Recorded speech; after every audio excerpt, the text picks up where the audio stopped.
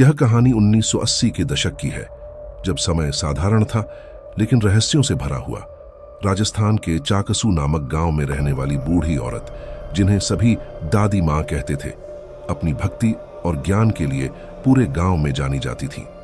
इस गांव की हर गली और हर मकान में एक अनकहा रहस्य बसा हुआ था, और इसी रहस्य का केंद्र बिंदु था दादी माँ का चिमटा, जिसके बारे में कहा जाता था कि उसे उनके पूर्वजों ने किसी सिद्ध तांत्रिक से प्राप्त किया था।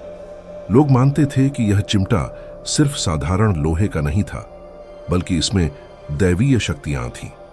जब भी गांव में कोई समस्या आती, किसी की फसल बर्बाद होती या किसी पर किसी प्रकार का संकट आता, दादी माँ अपने चिमटे के साथ प्रार्थना करती और चमत्कार हो जाता।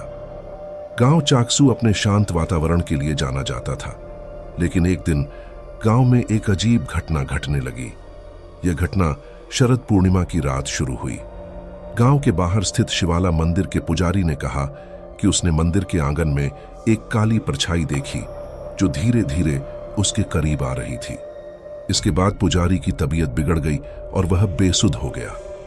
गांव में चारों ओर यह खबर फैल गई कि कोई भूतिया ताकत गांव में लौट आई है।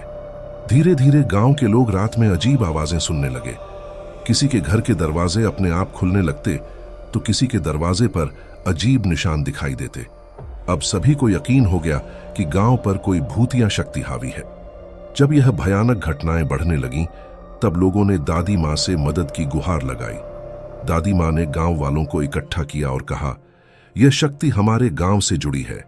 यह कोई साधारण भूतिया घटना नहीं है, बल्कि यह आत्मा हमारे पूर्वजों की गलतियों का नतीजा है। हमें इसका सामना करना होगा।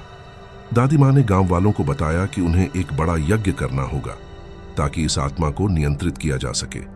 लेकिन यह यज्ञ साधारण नहीं था।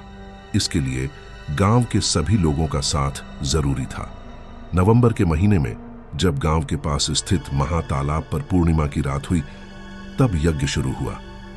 दादी माँ ने चिमटा उठाया और अपने मंत्रों का जाप शुरू किया। यज्ञ के दौरान कुछ अजीब घटनाएं होने लगीं।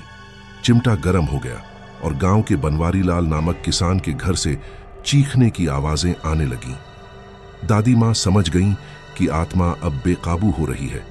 यज्ञ के बीच में ही एक काले धुएं का गुब्बार निकला और सीधे बनवारी लाल के घर की ओर बढ़ गया। गांव के लोग घबरा गए और भागने लगे, लेकिन दादी माँ ने चिमटे के साथ आत्मा को रोकने की कोशिश की। कुछ ही समय में दादी माँ ने आत्मा से संपर्क किया और पता चला कि यह आत्मा गांव के ही पंडित श्यामलाल की थी, जो वर्षों पहले एक तांत्रिक साधना के दौरान मारे गए थे। उनकी आत्मा अब बदला लेने के लिए आई थी, क्योंकि उनके साथ अन्याय हुआ था। दादी माँ ने बताया कि इस आत्मा को शांति तभी मिलेगी जब गांव वाले मिलकर श्यामलाल के परिवार की मदद करेंगे और उनके पुराने विवादों को सुलझाएंगे।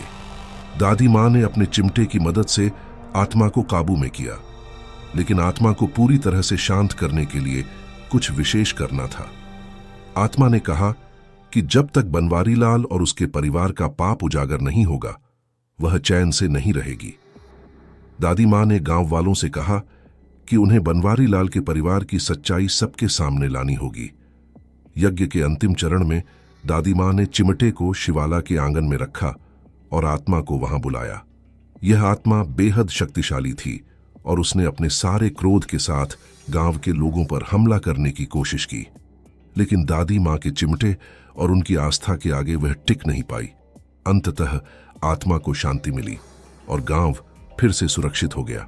यज्ञ समाप्त होने के बाद गांव में फिर से शांति लौट आई, लेकिन चिमटे का रहस्य अभी भी गहरा बना रहा।